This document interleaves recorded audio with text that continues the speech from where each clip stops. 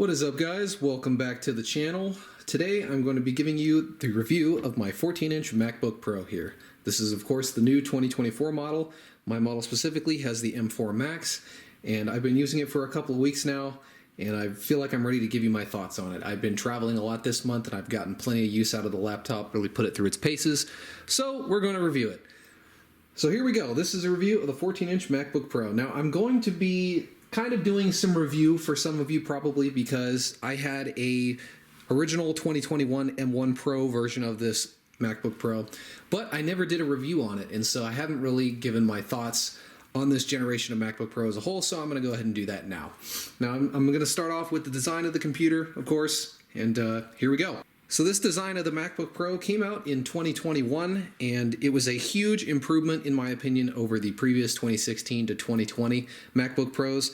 That generation, the fourth generation MacBook Pro, I think was one of the worst ever created. They just had so many design flaws and issues, and it was just a really, really bad time for the MacBook Pro. So when these came out in late 2021, I was hooked. I instantly pre-ordered one, and the main reason for that was for the high refresh display, but also all of the other improvements they made with this chassis.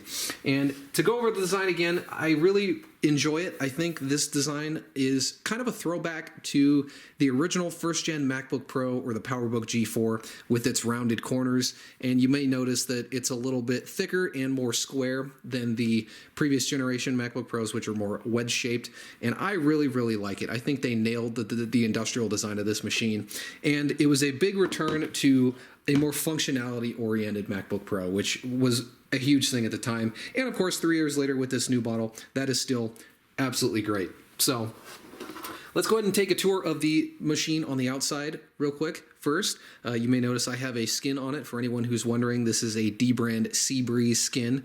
I've had the same one on my last MacBook Pro, and I really liked it. So naturally, I got the same one on this machine. So actually, before we do the ports, I want to talk about this new color. Now, you may notice that the color of this machine is a little bit darker than the one I had before, and that's because this is the new space black color. And that's not new for the M4 models. It was introduced with the M3s, but I never had one of those, so it is new to me. I've always bought the space gray in the past, but that's no longer an option, so I went with the space black because I'm not a fan of silver. But overall, I really enjoy this color. I think it's very nice and sleek looking, and honestly, it kind of reminds me of like the black MacBooks from the 2000s in a way, or you know, something like a Razer Blade, a dark colored laptop. I really like it, and I'll show you more of that when we open it, but there you have it. So let's go ahead and take a look at the ports now. Now this is going to be a review again for anyone who already has one of these M1, 2, or 3 MacBook Pros, but I'm going to go over it anyway. So with this generation of MacBook Pro, they introduced bringing some ports back besides USB-C, which is really nice. So we have a MagSafe 3 for charging, which I really don't understand why Apple got rid of MagSafe to begin with. It is one of their most innovative features, I think, and really nice to see it back here. Of course, you also still can charge this MacBook through the USB-C ports. They didn't take that away from the previous generation, so you do have options there, but I'm always a MagSafe guy, so I use that. And you may notice we also still do have a headphone jack. They may have removed it from the iPhone with the iPhone 7, but it's still on the MacBooks, which is great to see. Around the front, we don't have anything, just a spot to put your finger to open the laptop. And going on around the right side, we have some more Pro-level ports, which is great. We have an SDXC card reader, so that's really nice for me because I use this thing to edit my photos and videos for this channel and for other purposes. And so that's really nice to see. SD card slot back. And this is a full high-speed UHS 3 slot, so it's not a big deal. You're not going to be limited there. I believe the actual M1 versions of this computer, like the one I had before, were a little bit behind in that regard, but I think they fixed that on the M2. Got another Thunderbolt port here, and I forgot to actually mention on the M4 Pro and M4 Max machines, these USB-C ports are actually Thunderbolt 5, so that gives you up to 120 gigabits per second transfer speed, which is a lot faster than 4. Now, there's not a lot of devices that are going to take advantage of that speed right now, but in the coming years, I believe that will change, so that is something to note versus the base M4 version of this computer. So 3 Thunderbolt 5 ports and an HDMI 2.1 port, I believe. So not going to have an issue plugging in 4K TVs or anything like that, which is my use case for an HDMI port on a MacBook. So no problems there.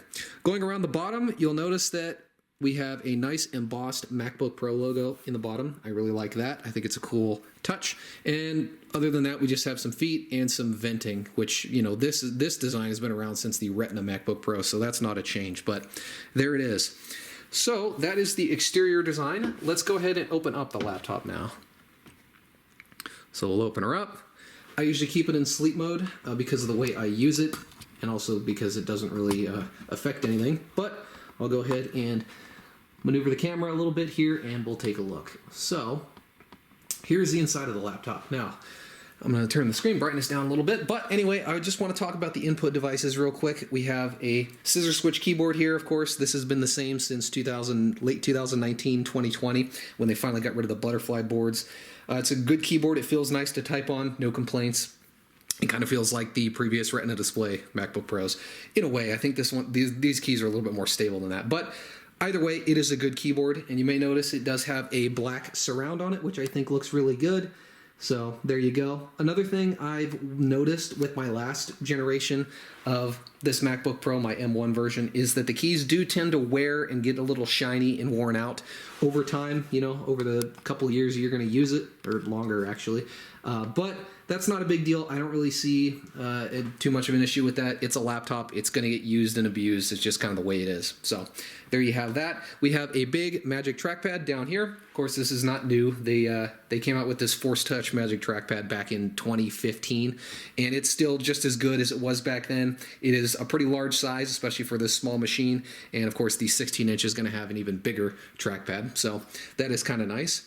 The only other thing I want to mention real quick is the speakers on this laptop now, because they are absolutely amazing, and this has been the case with MacBook Pros for quite a while. But I feel like it's worth mentioning anyway, because if you played this thing behind my back and I didn't know what it was coming out of, I would guess that it's coming out of a pretty decent Bluetooth speaker. So speakers on this thing are really, really good, and possibly, I think, the best out of any laptop ever made. So that's pretty cool. So now I want to talk about the display a little bit. It's not greatly changed from, you know, the previous M3 version, but like I said, I still want to talk about it. So we have our beautiful 14-inch Retina display here. It's, like I mentioned, it's largely the same as the previous, you know, M1, M2, M3 models, but they have made a couple of improvements. But before we talk about that, I just want to let you guys know that 120 Hz ProMotion high refresh is still here. That's actually the original reason that I bought my first 14-inch MacBook Pro. That's still here, still super smooth and silky. Animations are great. I mean, it's awesome to be living in a world where we have high refresh screens on our Apple products, because it looks so much better and smoother to me. So that's still here. But as far as new things for this M4 version of the display, it does have a much higher brightness level than the previous versions. So it can now get up to 1000 nits in SDR or 1600 in HDR content, like for example when you're outside. So that's a huge 400 nit improvement from the 600 limit that we had on the previous display. So this display does get really, really bright, as you can see. So that is nice for working outdoors and such. And then, of course, it also does get much dimmer than it used to. So if I turn it all the way down here, that is the lowest setting. And it honestly looks like the display is off. So it can go all the way down to 1 nit, which is nice. So that is nice to have. And also the other noteworthy, I think, improvement to the display is that they are now using quantum dot technology in the panel. And basically all you need to know about that is it improves the response time of the display slightly, and it gives you a little bit better color gamut. And, you know, honestly, I can ramble all those specs off to you, but all you need to know is that this display is just absolutely gorgeous. I think it's probably one of the best displays on any laptop computer ever, and I have no complaints whatsoever with it. Now, something I'd also like to mention that's new for the M4 versions is you can get an optional nano texture option for the display finish, and that is essentially just like a matte finish anti-glare type deal, which we haven't really had that as an option on a MacBook for a really, really long time. So that's going to be good for people that work outdoors a lot or work in harsh lighting, you know, quite a bit.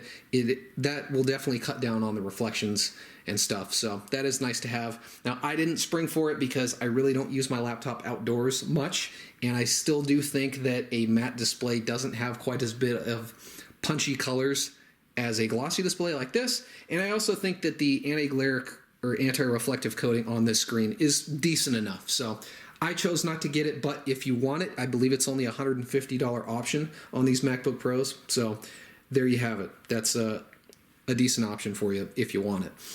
And it's worth mentioning that can only be configured at the time of purchase. You can't, add it later. So the only other thing I want to mention about the display is that we still do have a notch up here. I have an application called Top Notch that allows me to hide the actual display notch. So you may look up here and you might notice that my menu bar is just black, and that is because I'm using that application. But it's still there. I don't really see it as too much of an issue. I've gotten used to it. I really didn't like it on the iPhones, as some of my regular viewers will know, but on a screen this big, it really doesn't make a difference. And not to mention, it's kind of tucked away in the menu bar area, so it's really not cutting into your usable screen space at all.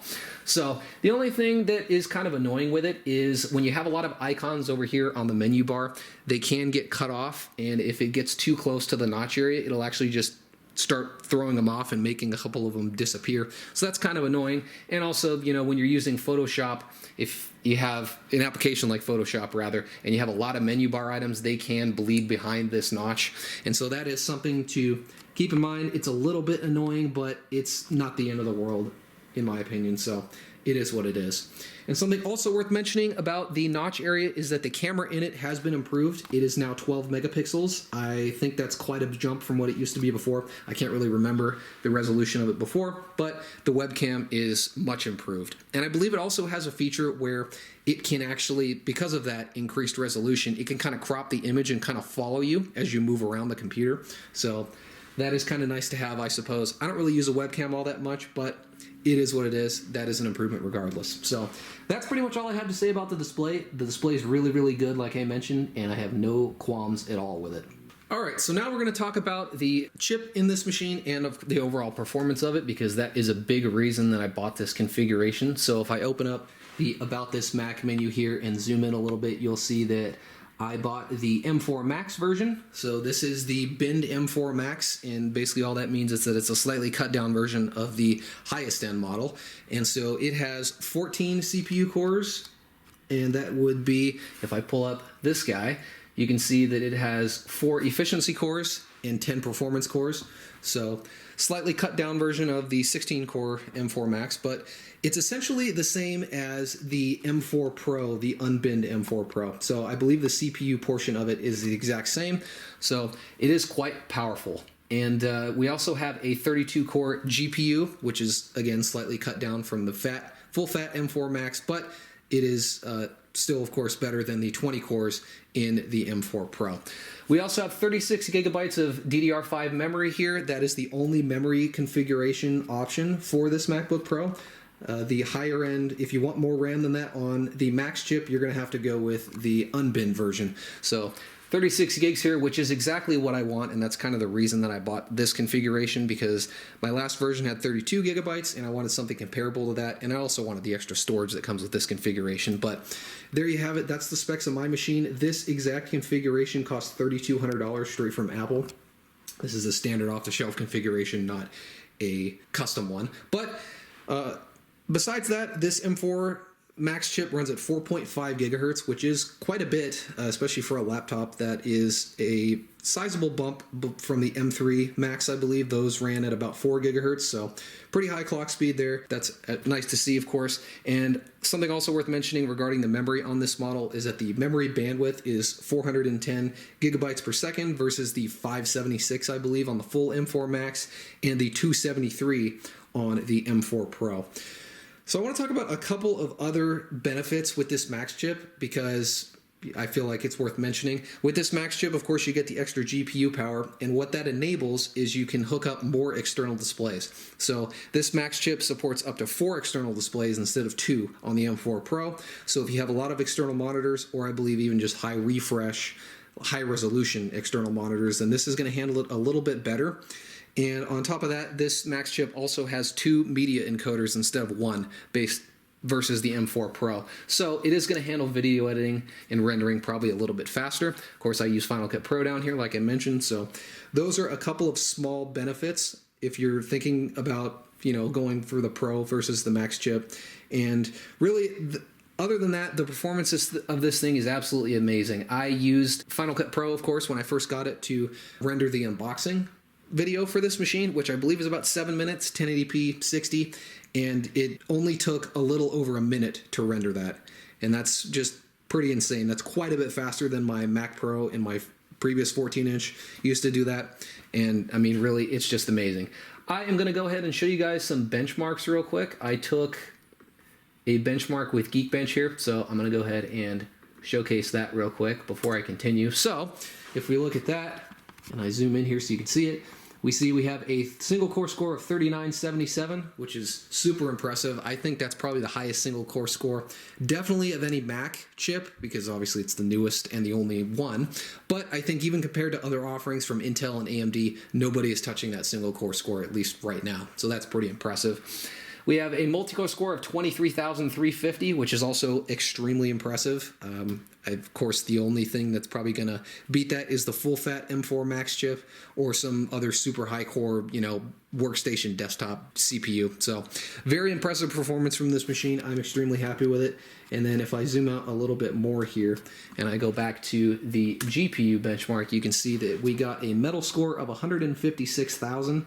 Now for comparison's sake, the AMD Radeon Pro W5700X in my Mac Pro 2019 scored about 100,000. So, we're talking a 50% improvement over that in this little laptop. So that is pretty darn amazing.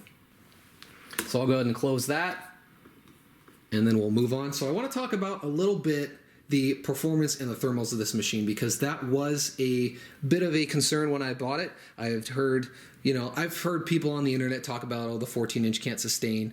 It's a lot of power to put in this little laptop, and it has some issues cooling it. But honestly, I haven't really found that to have been the case. Honestly, for more basic use, which is admittedly what I do most of the time, the fans don't even run at all. So if I go up here to iStat menus, you can see the fans are both off. And it stays that way for the majority of my usage. Even when I'm editing videos in Final Cut Pro, rendering and stuff like that, I believe I checked it one time and the fans only spun up to about 2,500 RPM, which was barely even audible. So I really don't think this is much of an issue. And I think that when you're loading it up and pushing it to the max, of course it's going to generate some heat and some noise, but I don't think it's going to be anything unbearable or super uncomfortable. Certainly nothing like the Intel MacBooks that we had before. So really, I don't think it's much of an issue. And I'll talk a little bit more later in the review about the 14 versus the 16-inch, but I just want to get through this right now. So another thing I want to go ahead and mention is these Max models, and I believe it's any Pro, any Max chip. I don't know if the Pros have this. I don't think they do. But if you go up to the battery settings here, you'll see we have a high power mode. And essentially all that's going to do is it's going to limit background processes compared to what you're working on if you're doing something intensive. And it's also going to make the fan curve, this factory fan curve, a little bit more aggressive. So I've turned it on before. I haven't really noticed that much of a difference, to be honest, but it's there if you want to use it, I suppose. So there you go.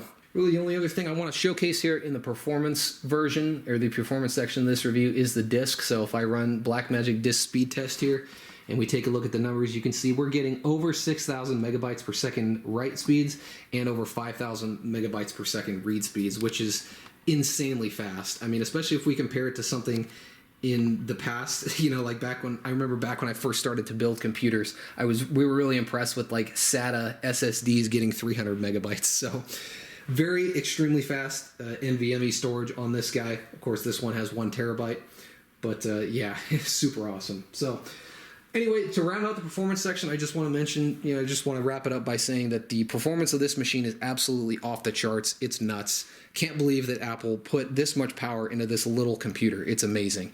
And I think while it's overkill for me now, I'm planning on keeping this machine for 5 to 7 years. So I have no problems with having more power, and I think these machines are going to age extremely well. Now, I think that the M4 Pro version of this machine, the standard off-the-shelf $2,000 model, is going to be the sweet spot for a lot of people. You're getting a lot more than you would with the $1,600 M4 version, and it's, I think it's the sweet spot compared to this one, which, like I mentioned, is $3,200. So that's pretty much it for the performance section.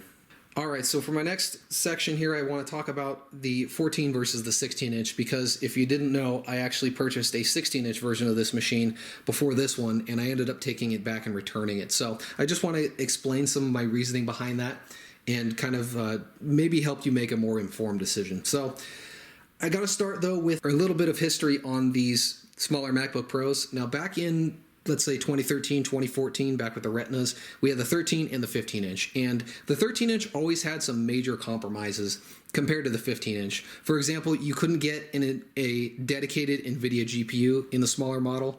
They also didn't have quad-core CPUs like the 15 inchers did. And they added quad-core CPUs in like 2019 or 2020, but for a really long time, the smaller model was gimped compared to the larger one, but that is not the case anymore. The 14 and the 16-inch MacBook Pros have exactly the same hardware inside, the same chips, and all of that good stuff. So really, you don't have to make a decision based on that. It's more just about the size of the machine. So that's pretty cool.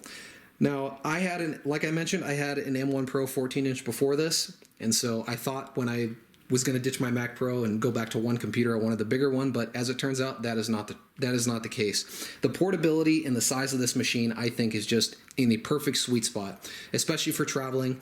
I mean, when I'm at home, I end up using this computer in a dock over here. As you can see, I have a stand and a Thunderbolt dock and a whole display setup. So I use it like this most of the time when I'm at home, unless I'm in bed or something like that. And so the extra screen space on the 16-inch really doesn't benefit me all that much. And when I'm out and about traveling, on airplanes, on road trips, things like that, the 16-inch is just a little bit too big for me, I think. I really, really appreciate how small and portable this machine is. And I think it's, again, the perfect sweet spot for me. Now, something worth mentioning, some benefits with the 16-inch, of course, it's probably going to have a little bit more thermal headroom. It's not going to have to work quite as hard to cool this M4 Max chip as this 14-inch is. So if you're constantly hammering your system at 100% all the time, then you may want to consider a 16-inch.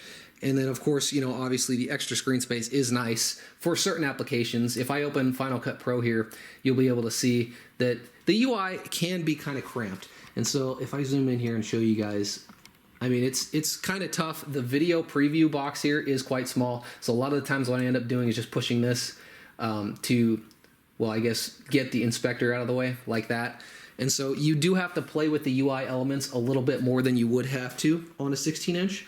However, I really don't edit videos on the go all that much. If I'm editing a video, it's going to be plugged into this dock over here, so that really isn't a problem with me. And for the few times that I am editing videos on the road or whatever, I don't mind dealing with this for the other benefits that I've mentioned. So that's not a huge deal. And really, at the end of the day, with the 14 versus 16-inch argument, it's really just personal preference. And so I would recommend, if you're stuck between models, I would just go to the Apple Store and kind of try both of them out and see, and make your decision from there. So that's really all I got to say about that. I want to move on next to the battery life of this machine. Now this, like I mentioned, this is the M4 Max model, and as such, it has the worst battery life of all of the configurations offered. So Apple rates this guy at 13 hours of wireless web usage, which is, I've found to be pretty accurate. I've taken this thing on multiple trips in the past couple of weeks, and 12 to 13 hours, I would say, is right on the money for what I get with this machine. And I still think that's really, really good. I mean, 10 years ago when I was using my Retina, I was lucky to get 4 or 5 hours out of it. So having 13 hours in a laptop like this is more than enough for me. But it's worth mentioning, if you want more battery life than that, or that's a bigger priority for you, then the M4, the base M4, or the M4 Pro versions are going to get more. I believe the base M4 version can go up to 24 hours of battery life, which is just insanity. So if you're someone that values battery life, you may want to go with a lower end model. But either way, I'm very satisfied with the battery life of this model, and I really don't have any complaints about it. So I just want to wrap up this review with a conclusion, and I just really want to say that this MacBook is awesome. I absolutely love it. I loved my 14-inch I had before, and I love this one even more. And I plan to keep it for a really long time. I would say if you have an Intel MacBook, this is a great year to upgrade. The improvements, even over the previous generation models, the Apple Silicon models, are good. But compared to an Intel machine, even the highest end 16-inch 2019 version that I used to own is miles behind this machine. This is going to be so much better in every way. It's going to be so much faster. It's going to run cooler, quieter. Everything's just going to be better about it. So if you have an Intel machine, I would highly recommend you buy one of these. Even if it's just the base M4 version, you're going to notice a massive, massive difference. Now, I also think that if you have an M1 machine, maybe like an M1 MacBook Pro, an original one, kind of like I had, it could still be worth it. The performance gap is still pretty big compared to those models. I believe this model could be, 3 times faster than an M1. Well, it's going to be more than that versus a regular M1. So I think in that situation, it could make sense. But I think if you have an M2 or an M3 machine, I would hold off. Those machines still have plenty of life left in them, and you're kind of just wasting your money. All these Apple Silicon Macs are super powerful and efficient and refined. So yeah, that's pretty much it. This MacBook Pro is my favorite out of, all the ones I've owned. I absolutely love it, and I plan to hang on to it for quite a while. And it's a beautiful machine. So with that said, thank you guys for watching this review, and I'll see y'all in the next video. Peace out.